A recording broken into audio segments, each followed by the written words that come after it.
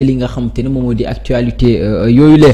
Thioune dañ koy daal di doore ak lu ñeel l'ancien président de la République di Macky Sall moom mi lee nga xamante ne kon daal di nañu wax ne dafa daal di taxawal benn pôle d'avocat boo xamante ne daanaka ki nga xamante ne moo di maître Amadou Sall nekkoon fi ay jamono ministre bi yoreen wàllum justice waaye également yeneen ñoo xamante ne ku si mel ne maître Youm ba ci sax maître El Hadj Diouf ñoom ñi ba ci benn avocat français boo xamante ne mu ngi wuyoo ci turu Antoine Wey ñoom ñi la daal di boole benn pôle d'avocat ngir ñu fas yéene kon daal di taxawaay koo xamante ne dañuy daal di taxaw képp koo xam ne daal woolu nañ la ci kanamu yoon ci ñi nga xamante ne bokk nañ ci régime am waaye également moom nga xamante ne xëy na njortu na ne ëllëg si biir mën na am ay représailles juridiques maanaam ñu topp ci wàllum yoon noo jàngatee li nga xamante moo di décision boobee surtout xëy na ñu bëri doon yaakaar ne moom milee mbir yu bëri dinañ ko ci daal di épargne waaye moom moo koy waajal boppam ci mbirum yoon boobule. Bon c'est normal déjà avocat boobu yow sa war da nga ko war a am. yow mi nga xamante ni dara dalul la. te jara jotul la donc dafa war ci nit ku nekk. da nga war a am avocat mais rawatina famille lu gën a ndaw famille bu ne dafa war a am avocat nit ku nekk soo màggee. nga am avocat parce que ñun Sénégal dañuy faral di uti avocat ginnaaw bu ñu amee problème alors que avocat da nga ko war a am avant ngay am problème parce que am na yenn problème yoo xam ne soo amoon avocat mu lay conseiller doo dugg si yenn problème bay dem fay pour ñu régler la ko dañuy gis ne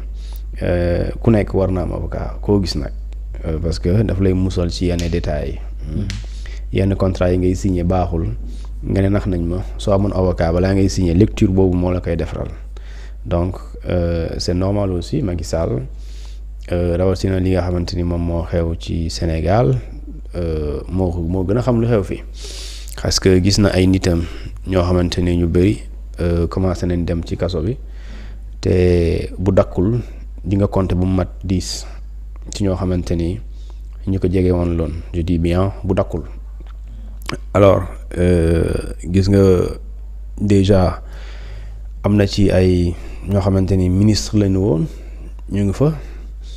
am na ku ñuy waaj a woo moom jege na ko lool te soo moytuwul foofu lay mujjee mu am ñeneen donc est-ce que moom aussi du wiiri du mujjee ci moom parce que tey affaire Tabaski Ngom bi dafa war a yee sax tous les dignité du régime Tabaski Ngom bi parce que ay du yem ci bopp borom problème day juddu nga avance nga yóbbu ko police yi enquête ba gis leneen ñu topp ñooñu moo tax c'est comme garab boo ko sànnee xob bi day wadd parce que dafa am effet léegi li nga xamante ni moom mooy li am mooy Macky avant même muy peut-être probablement muy préparer une défense pour poursuite éventuelle au Sénégal moom déjà dafa am avocat am mais ki nga ci boole sànq kooku bu dee ci Antoine Wey xale la ci par rapport ak ñi nga tudd ay ñoom maître El Hadj Diouf ak ñoom Amadou Sall ay ñoom Babacar Ngom par rapport ak ñooñu moom xale la parce que il est né en 1984 su ma jumulee mais dafa aay c'est un bon avocat. Très bon avocat faut dire vrai un très bon avocat en matière d'extradition maanaam jëlee nit réew yóbbu ko réew mu défendre la lu ci ëpp da ci am ndam. ok kon moom Macky Sall mel ne xëy na kon ci côté boobu moo tax mu daal di ko choisir boole ko ci. en tout cas mën na loolu c'est un bon pénaliste. Droit pénal c'est-à-dire que parmi les meilleurs avocats ci la bokk je dis bien parmi les meilleurs avocats aussi ci wàllum lu ñuy tuddee défense nit défendre ko sooy wër ki la défendre sooy rey xaalis yemal ci moom dina la ko defal ba mu mat léegi nag y a un collectif qui s'appelle collectif des avocats républicains léegi ñooñu mooy ñi nga xamante ni dañoo bokk ci Macky Sall ci APR wala ñu bokkoon mouvement présidentiel yàlla def ñu doon ay avocat léegi ñooñu ñoo ànd parce que Mohamed affaire bi commencement la commencé wul sax. Oui. commencé wul wooguñ kenn d'ailleurs aucun politicien n'est encore convoqué pour dire vrai donc bu dee commencé wuñu il faut ça nécessite une solidarité pour ñoom parce que suñu amul solidarité du baax parce que su boobaa dinañ xaw a wéet ci combat bi mais défense bi aussi day feeñ doo am ko la da ngay mel nii yow tu seras un contre la justice et que vraiment buñ la yóbbee ci justice loo aay da ngay soxla avocat parce que avocat yi mën nga nekk un bon ministre wala un ancien bon ministre mais mënoo nekk un bon Sénégalais qui se défend devant la justice donc da ngay soxla lu ñu tuddee un pôle d'avocat yoo xamante ni kii bu téye lii kii am argument bële pour ñu sotle la au moins waxuma duñ la daan mais buñ la naree daan sa mu oyof loolu mooy doon seen rôle. léegi nag sànq du dal naa la extradition Macky Sall n'est pas au Sénégal si jamais da nga ko bëgg a topp acte bu njëkk bi mooy nooy bu dee da nga ko bëgg a topp nan lay ñëwee Sénégal et su boobaa c'est une bataille judiciaire mooy yéen Sénégal vous voulez qu'il vienne au Sénégal vous les autorités waaye pour mu ñëw Sénégal l'avocat ce sera son rôle de défendre le fait que indi ko selon le droit international avec des arguments mënul nekk. donc bu ko neexee tey bu ko nguur gi soxlaa ci wàllum yoon mu toog bañ a ñëw. ça dépend si fu mu nekk ay parce que réew yi dafa am solo réew yi sànq nee naa la tuddal naa la coopération judiciaire ak extradition judiciaire non entraide judiciaire plutôt xam nga réew dañoo am lu ñu tuddee coopération judiciaire ak entraide judiciaire bu dee Sénégal ak France dañ ko am maanaam tey le citoyen français au Sénégal boo xamante ni justice française da ko soxla su ko neexee mu bind autorité sénégalaise yi ñu wax leen ne Jean-Jacques bi suñu citoyen la daa def toj France mu ngi seen réew dañ koo soxla Sénégal procureur bu Sénégal bi bu jotee kayit googu ak autorité policière yi wala gendarme wala en tout cas officier de police judiciaire yi dinañ liggéey ak ñoom fu ñu gis Jean dañ koy jàpp buñ ko jàppee dañ koy téye yóbbu ko garde à vue informer la France ne lañ ki ngeen doon seetloo jàpp nañ ko léegi après extradition bi day am demande d'extradition mais extradition dafa am condition bu dee yow buñ ko delloo France ñu ray ko Sénégal du ko delloo su dee Sénégal bu leen ko joxee du ñu respecter ay droit am parce que donte même bu reyee nit dafa am droit mooy droit à un respect de sa dignité humaine mais le droit aussi de se défendre su dee doo ko respecter lii Sénégal du ko delloo parce que saraxe la les conditions yooyu la justice française di jël engagement naa ko def soo koy def mu leer na ne au Sénégal gëm na ne di nga ko def ñu def les conditions d'accord ñu def auditionné la ñu traité de la demande d'extradition ñu jël la ndànk yeb la ci avion delloo la France bu dee Sénégal aussi noonu lay demee c'est le cas de Doro Gaye tu penses que il est en liberté non nu muy nekkee ci liberté il est entre les mains de la justice c'est un peu simple c'est aussi simple que ça léegi bu mu demee France Sénégal dañoo def lu ñu tuddee un mandat d'arrêt international contre lui donc l'autorité française bi nga xamante moom mooy Quai d'Orsay bu jotee info boobu da koy jébbal justice mooy def effort parquet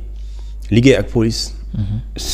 de toute la France pour ñu xool waa ji fu ñu ko gis ñu jàpp ko parce que mandat d'arrêt dafay am avis d'interpellation avis de recherche et avis d'interpellation mooy foo leen ko gis jàpp leen ko moo tax moom bu ñu koy jàpp musul xalaat ne dinañ ko jàpp parce que xalaatu woon xamu woon ne ñu ngi koy seet peut-être donc bu ñu ko jàppee police officier de police judiciaire yooyu jàpp ko police boobu dañ ko mettre à la disposition de la justice parce que moo leen ko jàppaloo mais justice française boobu bu Sénégal moo ko sant léegi bu ñu sekkuloon lu ñu tuddee coopération judiciaire ou entraide judiciaire loolu du mun am c'est-à-dire gën a suñu yoon nekku ci duñ ko jàpp duñ ko livrer parce que ñun sekkuñu ak yéen loolu d'ailleurs si deful lu mu def même bu dee def na seen réew la fii deful dara donc ñun dañ koy protéger moo tax yenn citoyens yi mën nañ def yenn mbir yi dañuy daw yeneen réew dara du leen jot parce que les pays d'accueil da leen di dalal léegi nag balaa muy ñëw aussi dafay am yoon bu ñu ko jàppee bu ñu informer autorités sénégalaises yi procureur aussi daf ko day informer l'agence judiciaire de l'État wala avocat état bu dee état la tooñ ñu dem défendre ko moom tamit avocat bi dañuy dem France expliquer le pourquoi bu leen ko delloo Sénégal et je pense que les avocats de Doro Gaye dañoo évoquer lu ñu tuddee des raisons de santé et des raisons humanitaires mooy que ne suñu client bi dafa feebar te soins yi muy bëgg mënu ko am Sénégal donc nañ ko bàyyi fii pour des raisons de santé en plus pour mbañ am benn risque ci état de santé bi ngeen bàyyi ko fii loolu lañ leen ñaan léegi ci loolu la ñu nekk si ça ne convainc pas le juge français dañ ko fay bàyyi dañ koy delloo Sénégal mais si loolu su ko convaincre dañ koy téye mais téye boobu noonu duñ la bàyyi ngay wër nga dem fu la neex da ngay nekk sous surveillance oui sous contrôle merci sous surveillance parce que bu dee da nga ne da nga feebar kuy feebar fu muy dem hôpital ñu traité la nga tànn ñu delloo la c'est comme ça donc c'est comme le prisonnier qui sort de sa cellule et qui va au pavillon spécial prison la dafa bokk la sauf que dañ lay faj mais prison la parce que agent pénitentiaire yi dañ lay garder donc loolu mooy li nga xamante ni mooy li am léegi nag Sénégal ak France sekk nañ ko moo tax un jour wax naa bi si là bépp nit buy daw justice bu Sénégal mu dem France soo ko demee heure bu ñu la bëggee jàpp dañ lay delloo parce que loolu Sénégal ak France dañ ko signé juillet septembre 2022 d'accord depuis def bien sûr et d'ailleurs c'est 2 conventions qui ont été signées dans ce cadre dans ce sens État bu Sénégal signé ko ratifié ko État français signé ko ratifié ko à l'Assemblée nationale député yi adopté ko plutôt à l'Assemblée nationale moo tax effectivement le traitement de la demande d'extradition de Doro Gaye ça n'a pas été une question difficile c'est très facile parce que su boobaa c'est comme lettre à la poste gis nañ ko jàpp nañ ko yëgal nañ la après delloo wala ñu créer les conditions de l'extradition donc c'est benn procédure la bu méttiwul parce que am na yenn réew yoo xam ne par exemple Canada du delloo koo xamante ni Sénégal am na benn sénégalais bu nekkoon Canada mais nu mu diggee Canada diggewu fa en tant que sénégalais mais ñëpp xam nañ sénégalais la donc mais état du Sénégal bëgg ko ñu delloo ko ñu indil ko Canada bañ Canada ne waa ji ngeen di wax du sénégalais quand je dis sénégalais mooy ci këyit donc du sénégalais nuñ mënul leen delloo doomi jàmbur. doomi jàmbur la jamono jooju moom doomu Espagne la donte sénégalais maama ngi fii Kaolack papa ngi fii fu nekk sénégalais di wax olof comme ñun. waaye daa am këyit Espagne këyit yooyu la duggee Canada donc mënoo Sénégal mu dee soxla na ko te moom intérêt actualité pour le Sénégalais kese moo ko intérêt mu ciy wax. mënoo koo jàpp wala mënoo wax Canada delloo lañu suñu doom parce que ki këyit Canada jàpp doomu Sénégal nekk fa. ci këyit li fa nekk mooy doomu Espagne donte ñëpp xam nañ ne c'est un Sénégalais donc am na réew yoo xamante duñ la jox seen doom wala duñ la jox doomi jàmbur léegi nag c'est une question de choix la France par exemple suñu amee koo xamante ni doomu Sénégal la par exemple il se peut bon ndax wóoruma mu am français yoo xam ne dañ leen tëj ci prison sénégalaise yi. français mën na demander à ce que seen doom boobu ñu jël ko ñu yóbbu ko France mu tëdd fa kaso comme Sénégal aussi seen doom yi tëdd France kaso état Sénégal mën na demander à ce que jox leen ko ñu dem tëdd ñu purger peine bi fii ci Sénégal donc loolu mën nekk la tout dépend de la volonté des 2 États ak lu mu leen jaral bu dee ça les tient à cœur mais lu ñu bëgg moom état Sénégal ak bu France jamono ji tant que convention yi dakkul tout Sénégalais recherché et retrouvé mën nañ ko delloo fii. mais tey sur ce cas là est-ce que par exemple pôle d'avocat bi nga xam te ne moom la l'ancien président daal di taxawal est-ce que may nañ ko également ngir mu taxawal ko pour ay anciens dignitaires régime am boo xamante ne ci la ñu bokkoon pour au cas où bés bu ñu leen naree topp ci dara mu désigner ñi nga xam te ne di pôle boobu ñu défendre leen. non mën na nekk xam nga avocat moom lenn da nga c'est un métier libéral donc l'avocat français peut plaider au Sénégal. l'avocat américain même mun na plaider fii ci Dakar comme l'avocat sénégalais mun na plaider Côte d'Ivoire mun na plaider France loolu du problème loolu condition bi kay mooy dafa am ñoo xamante ni déjà ci seen fonction par exemple ministre xam nga nekk ministre mais avant ngay doon ministre avocat nga soo nekkee ministre yàlla def nga nekkoon avocat de profession soo nekkatulee ministre dañ la tere en tout cas yow avocat bi nga défendre nit contre état pour 6 mois mënoo défendre nit contre état. Okay. C'est-à-dire tey Omar Youm cas boobu du ko dal parce que xam nga ministre la woon. mais avocat la nekkatul ministre depuis avril. à partir de la date de laquelle nekkatul ministre. ba 6 mois foofu mënul défendre nit mënul sol robu avocat. défendre nit kooku noonu contre l'État.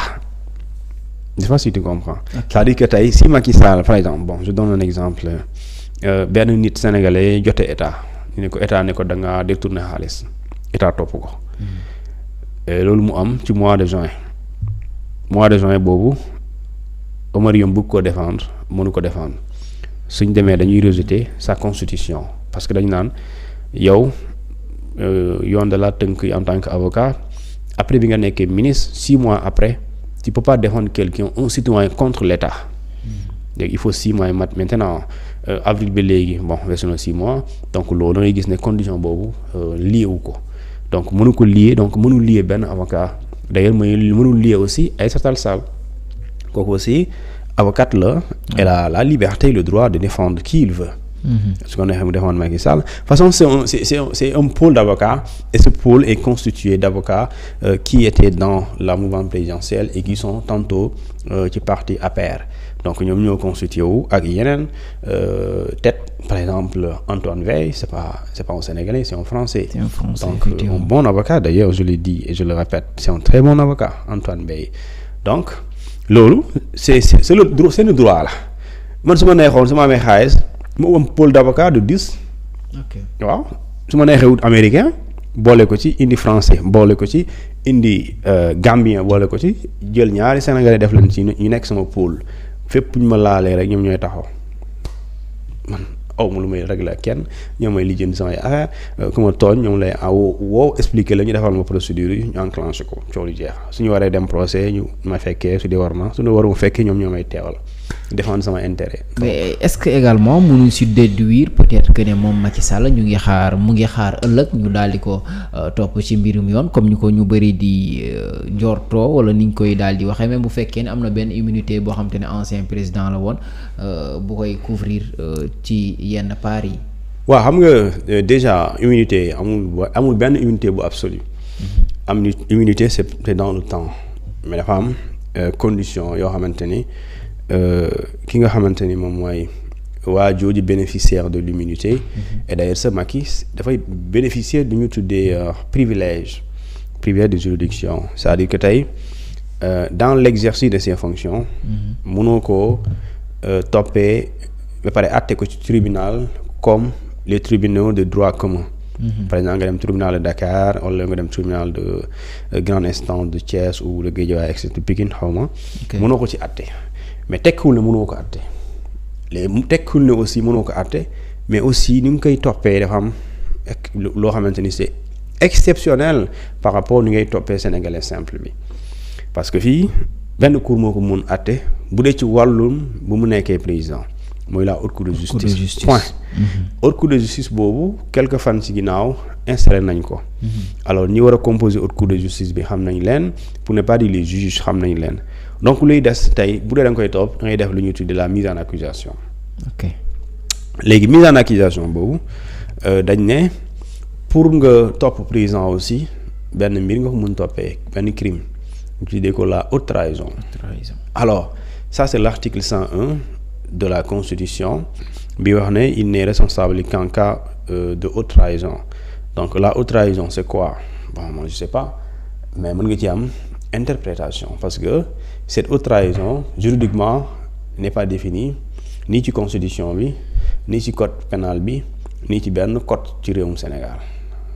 donc ça ne dépend pas peut-être de la gravité des faits wala. maintenant ki lay topp mu dafa am appréciation des faits. ok parce que soo demee Niger bokk na ci li ñuy tuddee les délits de haute les faits constitutifs de haute trahison bokk na ci li ñuy tuddee la compromission des intérêts nationaux. maanaam tey li nga xamante ni moom mooy intérêt Niger. bu ko président bi waree défendre ba pare défendre ko bu ñu gis ne mënoon na ko défendre te waroon na ko défendre defu ko ñu ne loolu mën na nekk lu ñu tuddee haute trahison. par exemple nga engagé état Niger. ci li nga xamante mooy signature ci pétrole par exemple baril bi di coûter par exemple je donne un exemple baril bi di coûter 100 le baril de pétrole di coûter 100 ci monde bi yow nga jaay ko 400 te jamono bi nga koy jaay ñu gis ne 100 la 1000 la doon jàll plutôt 1000 je dis 1000 lay jar ci monde bi yow nga négocier ci pétrole bi nga jaayee baril bi sa réew 400 ñu gis ne dara mënul justifier lu tax nga jaayee ko 400 parce que ci monde bi jamono jooju nga koy def adduna bi yëpp 1000 la doon jar donc si techniquement buñ ko vérifier ñu gis ne mënoon na nekk et raisonnablement mënoon na nekk la constitution guinéenne nigérienne dit effectivement loolu c'est constitutif du délit de haute trahison su boobaa mën nañ ko topp président bi. léegi mën nañ ko topp aussi ces ministres s'ils sont complices mais aussi dañ ne si lu ñu tuddee l'intégrité nationale si dañoo gis ne président dafa poser ay actes yi nga xamante ni dafa jur loolu wala actes yoo xamante ne dañuy dem ci sens boobu sens perturber lu ñu tuddee la quiétude jàmm ak dal ci réew mi dañuy gis ne effectivement loolu dafay constitutif li ñu tuddee haute trahison mais yemul ci loolu daf ne également haute trahison aussi bokk na ci président bi engagé réew mi ci guerre boo xamante ne ñun mën na ñàkk wala suñu yoon nekku ci benn ay nit di ci ñàkk seen bakkan mais aussi l'irresponsabilité du président face à loo xamante ne à des situations yoo xamante ni moom waroon na mën a taxaw xeex ko mu arrêté te mu taxaw seetaan loolu wala mu ànd ak benn parti ci réew mi wala jaay loo xamante ni suñu moomeel la mu jaay ko wala wéccoo ko et loolu bu dee Niger ñoom lii yëpp dañuy jàpp ne haute trahison bu dee président def na ko wala ministre wala nit ànd na ci ak ki nga xamante ni moom mooy mooy réew boobu noonu mais aussi yeneen réew yi dañuy jàpp ne haute nga ànd ak yeneen réew nga jaay sa réew mooy tey sécurité nationale dafa sensible sécurité nationale dafa sensible de sorte que président mu ne da ci war a fiir maanaam waroo ci xajal kenn léegi soo lëkkaloo ak beneen puissance loolu des fois mën nañ ko tuddee ingérence moo tax Chine ak Russie États-Unis du ñu foowee lu ñu tuddee seen sécurité de sorte que même yenn application yi réew bu ne da ngay day bañ du fa am par exemple États-Unis yaagul dara le 19 la suspension du TikTok def na fa problème li taxoon Biden ne dañ koy suspendre parce que jàpp na ne c'est une question de sécurité mais Trump quand il est venu le même jour 19 dafa demander à ce que ñu lever la suspension actuellement à partir du 19 TikTok a 75 jours pour que mu rétablir pour mu respecter la législation américaine par rapport à la protection des données à caractère personnel mais bu dee yeneen réew aussi c'est comme ça par exemple Google c'est américain mais am na yeneen réew yoo xamante ni Google dafa daw parce que quand tu t'inscris sur Google sa données yi dañuy dem automatiquement ci ki nga xamante moom mooy moo yore serveur Google wala ñu yore lu ñu tuddee ñooñu nga xamante mooy les géants du numérique donc dafay nekk guerre entre état yi nga xamante ne ñoom ñooy nekk ñi moom application yooyu wala ñi moom logiciel yooyu wala GAFA comme ni nga ko waxee Facebook Google Amazon et cetera yooyu dafa am borom léegi seen borom yooyu ñoom dañuy détenir ñooyu dañuy amaale force parce que quand on vous dit Elon Musk aujourd'hui c'est le patron de Twitter de X par exemple moo ko moom mais tey ñu ngi ne Mark Zuckerberg moom Facebook mais bu dee Twitter patron bi américain la man sénégalais bi ma dem inscrire Twitter di fa échanger inscrire sama données yëpp maanaam kooku Twitter man nëbb moom mënuma ko nëbb dara donc moom sans mu wax ma ko mu ngi may surveiller xam na nu may def donc su boobaa bu dee da nga am concurrence entre réew ak réew say doomi réew plus de 170 millions par exemple américains sont inscrits ci Twitter ci TikTok 170 millions de citoyens américains d'utilisateurs américains léegi TikTok c'est une application chinoise ça veut dire que jàppal ne donc 170 millions d'Américains ñoom la waa Chine am possibilité di xam lu ñuy def au quotidien à travers leur présence numérique à travers également le fait que l'internet et là ça compromet la sécurité su fekkente ni day mel ni yow da nga jël sa affaire rek dénkaane ko benn réew moo tax c'est quand même c'est extrêmement sérieux la sécurité intérieure surtout la sécurité numérique maintenant Macky Sall bon il peut être poursuivi maintenant kii poursuivre moom mooy définir les qualifications yan fait yan acte la mën a jàpp ne c'est des actes qui sont constitutifs de ce qu'on appelle de la haute trahison maintenant même si c'est pas mentionné dans la constitution dans le code pénal ki nga xamante moom mooy ki toppaate le procureur mën na ne haute trahison de mooy lii ak lii parce que infraction moom li koy constituer lenn la jëf fait wax ak lu ñu tuddee acte yooyu mooy constitutif lu ñu tuddee infraction maintenant loolu moom cëggal guy ki nga xamante moom mooy toppaate kooku rek moo mën a wax lii mooy tekki haute trahison. D'accord. Merci beaucoup parce que binduñu ko par exemple ci code pénal par exemple quand je dis binduñu ko définiruñu ko xam bu ñu la waxee sàcc mooy lan sàcc mooy jëlloo moomul effectivement par exemple boo demee ci code pénal on vous dira le vol est une soustraction frauduleuse d'un bien appartenant à autrui ñu ne le viol c'est tout acte de pénétration et cetera xam nga loolu soo commencé rek tous les Sénégalais mën nañ yeggali définition bi mais par exemple boo waxoon haute trahison mën la wax phrase parce que binduñu ko fenn léegi nag le fait que binduñu ko fenn aussi nit mënoon na ci réew nga ne amuma irresponsabilité nga ne awuma responsabilité ci dara loolu mënoon nekk. D'accord donc tout dépendra de ki nga xam moom mooy. moom mooy poursuivre moom mooy qualifier affaire yi. D'accord merci Thioune